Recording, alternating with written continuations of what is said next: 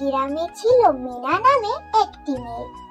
তার মা বাবা কেউই ছিল না, তাই সে সংসার চালাতে বাজারে তরমুজ বিক্রি করত। সেই বাজারে হাবলু নামে ছিল একটি দুষ্টু লোক। সে শরবত বিক্রি করত।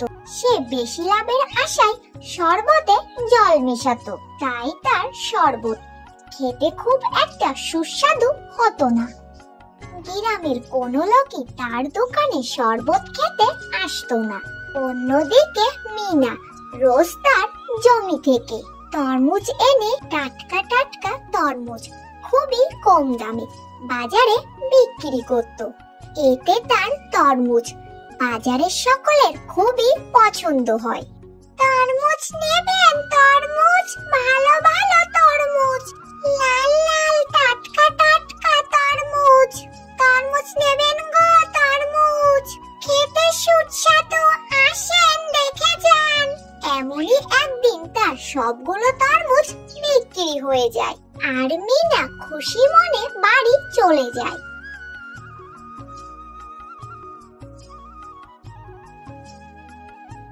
আরে, এই মেয়ে তো দেখছি সব তরমুজ বিক্রি হয়ে গেছে। এই মেয়ের জন্য তো দেখছি আমার এই বাজারে ব্যবসা করা খুবই কঠিন হয়ে দাঁড়াবে। তখন হাবলু একজন তান্ত্রিকের কাছে যায় আর সবকিছু তাকে খুলে বলে। সবই তো শুনলাম, এই নে জাদুর মন্ত্র পড়া ওষুধ।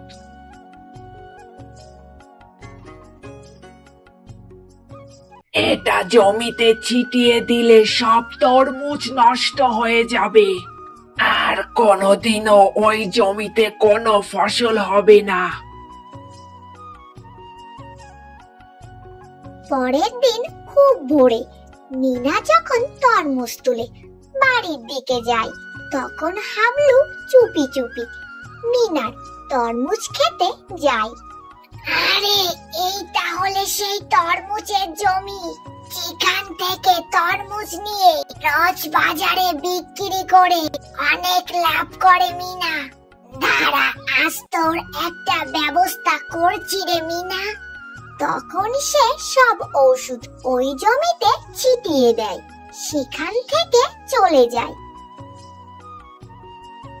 পরের দিন মিনা যখন তার জমিতে আসে, তখন সে তার সব তরমুজ কালো হয়ে যেতে দেখে।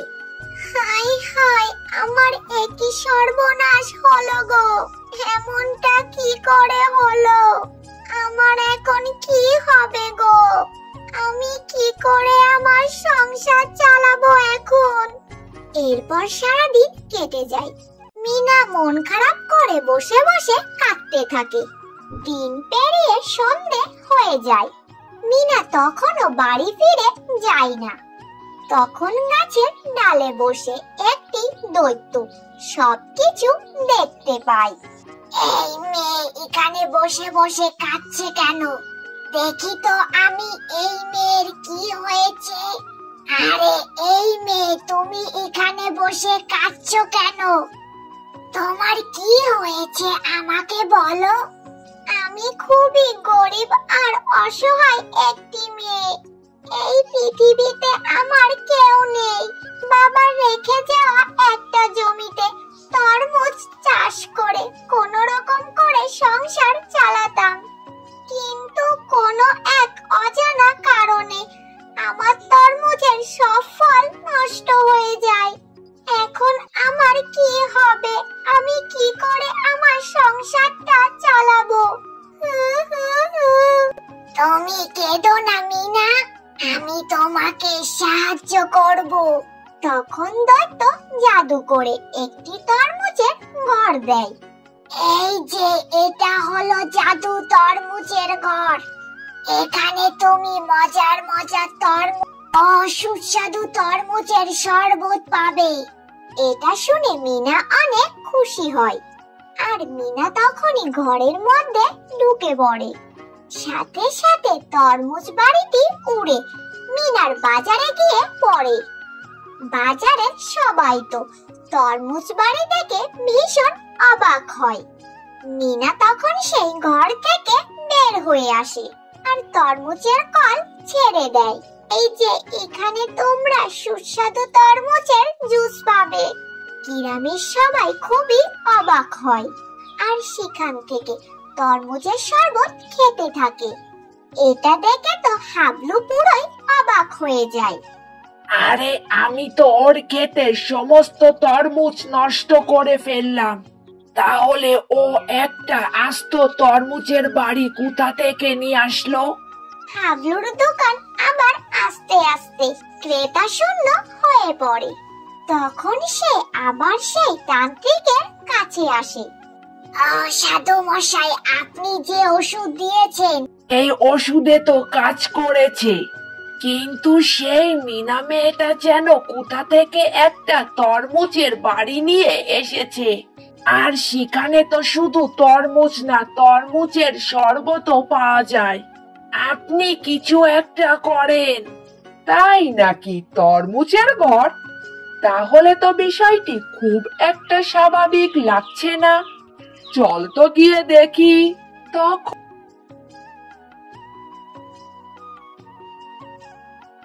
হাবলু আর সেই তান্ত্রিক রাতের আঁধারে তরমুজের বাড়ি যায়। মিনা তখন তরমুজ ঘরে গভীর ঘুমে মগ্ন। আরে এ তো দেখছি জাদুকারি তরমুজের ঘর। নিশ্চয় এই মেয়ের মাঝে জাদুকারি কোনো শক্তি আছে। আর তখনই সেই দত্ত এসে সেখানে হাজির হয় আর সেই জাদুকারি ওদের দুজনকে বন্দি করে ফেলে। এরপর তাদের নিয়ে চলে যায় গভীর জঙ্গলে। সেখানে নেয়ার পর ওরে বাবা রে, ওরে মা রে, আমাদের তুমি মাফ করে দাও। আমরা আর কখনো এমন ভুল করব না। না, তোদের মাফ করা যায় না। তোরা হলো অসাধু ব্যবসায়ী, অসৎ উপায়ে মানুষের ক্ষতি করিস। বেশি মুনাফা লাভের আশায় তোদের আমি কখনো মাফ করব না। দৈত্য তখন তাদের কোনো কথা না শুনে তাদেরকে নিয়ে চলে যায় গভীর জঙ্গলে। এরপর থেকে তাদের আর কখনো দেখা যায়নি। আর এদিকে মিনা খুব সুন্দর করে সকলকে নিয়ে গ্রামে বসবাস করতে শুরু করে। আর গ্রামের সবাই তার দেয়া তরমুজ আর তরমুজের শরবত খেয়ে সবাই খুব খুশি হয়।